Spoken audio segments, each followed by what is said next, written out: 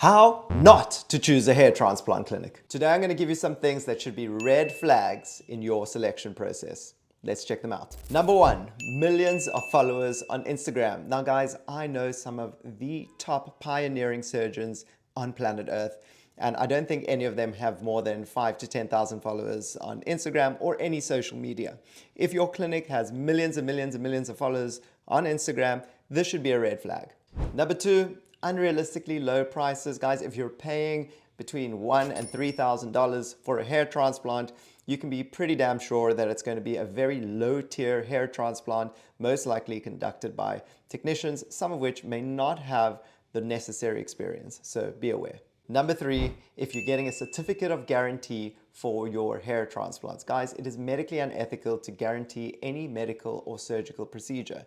Now, of course, your doctor should do everything in their power to make sure that if something happens to your result, he'll do everything to correct it, and that's fine.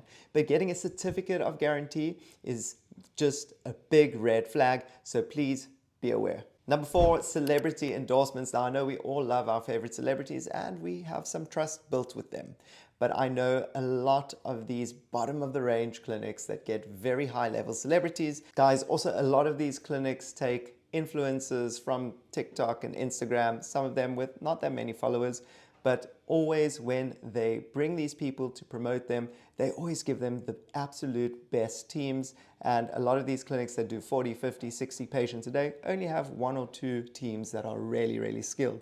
So just be aware that if your favorite influencer got a fantastic result, that might not happen for you. Number five, if the clinic is based in Turkey. Now, I'm gonna get a lot of flack for this, but guys, I had my own clinic in Turkey for about 3.5 years. And what I've learned is that over time, regulations in Turkey have become a little bit skewed, and there's been a lot of disaster stories from there. Now, I'm not saying there aren't some excellent surgeons in Turkey. There really are some pioneering surgeons there, but just make sure you go to somebody who is actually accredited and knows what they're doing, and don't fall for those tricky, salesy tactics from the big clinics.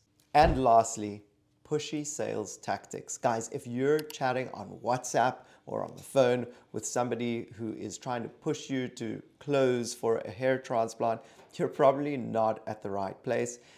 Any good self-respecting surgeon will consult their patient before they come over to them. So make sure you're actually chatting with the surgery and they're taking a proper and detailed medical history beforehand. And don't be fooled by very fancy luxury hotels and luxury vehicles. Usually, in my experience, this is all a mask to cover up a very substandard surgery. And at the end of the day, that's all that really matters. So guys, if you found this helpful, I have another video where I describe how to choose the right hair transplant clinic, and I go into detail the steps you should take in order to choose the right clinic for you. If you like this type of content, I do it all the time. Follow for more.